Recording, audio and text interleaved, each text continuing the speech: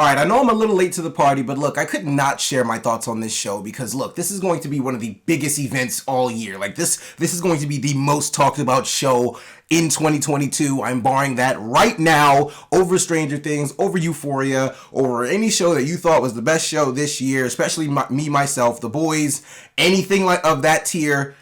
House of the Dragon is here, and it is coming to claim all thrones possible. So here are my thoughts quickly, well, as quickly as I can do. Here are my thoughts on House of the Dragon Episode 1.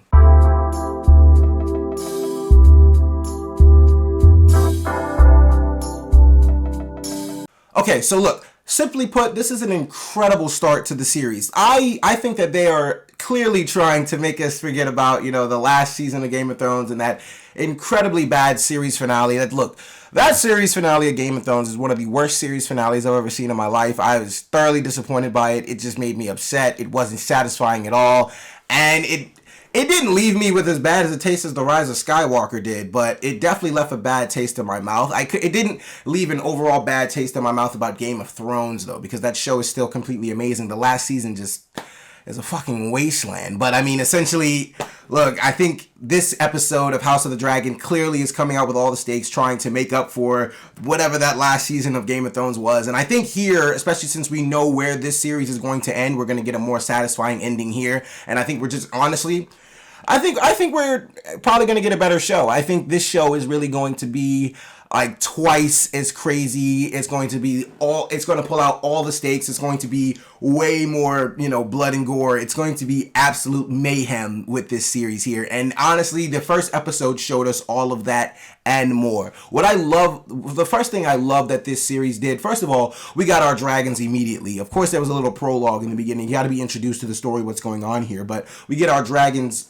immediately after that. We get it. They're not doing much this episode, but I mean, essentially we do get to see the dragons, and we know here that another thing I love that this series is doing is the fact that, essentially, like the first Game of Thrones episode, if you watch the series, which you should because it's absolutely incredible, but if you've seen the first episode of Game of Thrones, you know how slow, like the first season, you know how slow it takes to get to certain points and how it takes a little time to pick up. This episode right here, it shows you a bunch. It throws a bunch at you at once. It's not only throwing Game of Thrones and nostalgia back at you, which, I mean, it's a Game of Thrones show, so it's going to do that. But this show is getting you ready for all the betrayals, all the backdoor action, all the blood and guts. It's getting you ready for a lot of mayhem and craziness going on. Let me explain something to you.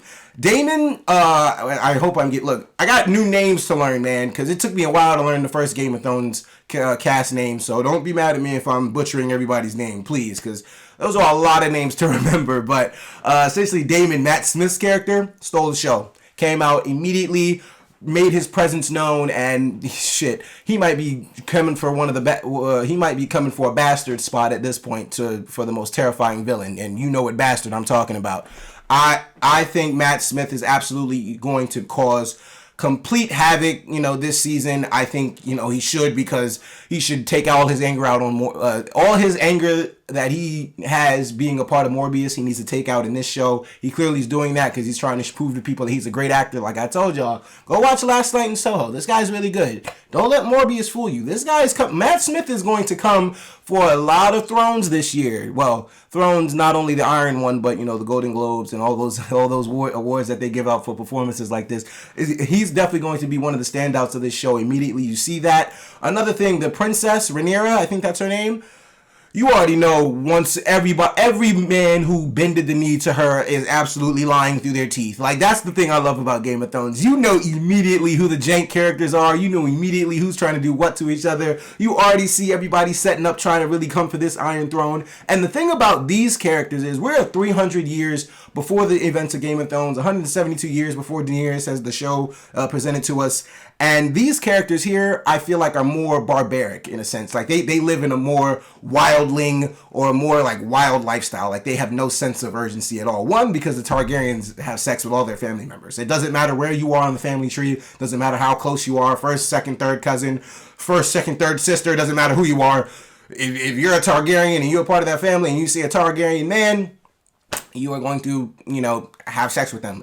These men live barbaric lives. So the Targaryens clearly are, more intense. And this show is just going to have more intense moments, I believe. Well, clearly, because I had to see a C-section in this first episode. Who was expecting that, right? But overall, this first episode gave me everything I wanted and more. It made me comfortable in knowing that Game of Thrones is back. It made me comfortable in knowing that this show is really going to try to up the stakes. It's really going to try to make it intense throughout the weeks.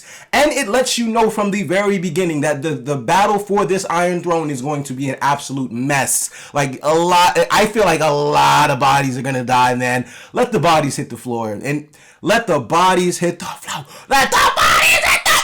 Alright, I'm not gonna go crazy on that. But look, guys, those are my overall thoughts on the first episode of Game of Thrones. It was absolutely incredible. It was just satisfying. It was incredible to see Game of Thrones be back, because that's not something I expected to say after that season. But this is something we need. As Game of Thrones fans, with the taste that we were left with in our mouths, no homo, we need this.